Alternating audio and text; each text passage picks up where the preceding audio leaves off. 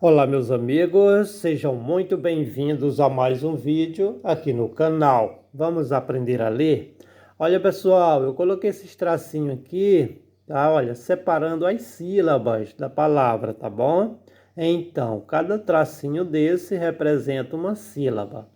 Vamos começar pelo nome da letra, ó. C-A-R-A-C-O-L.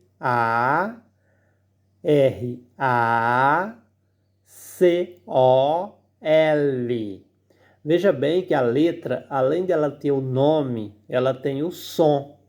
E o som da letra você percebe quando a gente está lendo as sílabas ou as palavras. Por exemplo, caracol. Na palavra caracol, por exemplo, a letra L recebe som de Z, ou seja, recebe som de U, melhor dizendo, ó, caracol. É como se tivesse a letra U aqui. E assim vai funcionar nessas outras duas palavras aqui, ó. A-N-Z-O-L.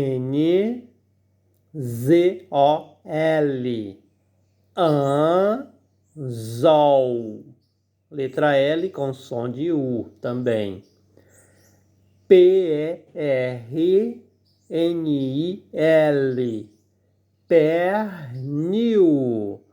L com som de U também. Então fica assim, olha. Caracol, anzol, pernil.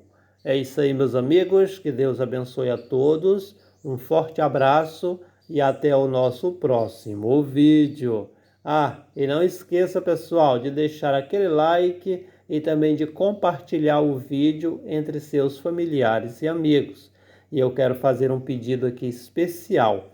Quando vocês estiverem assistindo meus vídeos e passar aqueles anúncios, por gentileza, não pule. Assista aqueles anúncios, porque você fazendo assim estará me ajudando bastante e me incentivando a continuar produzindo conteúdo para vocês, tá bom? Todos os dias, como eu tenho feito.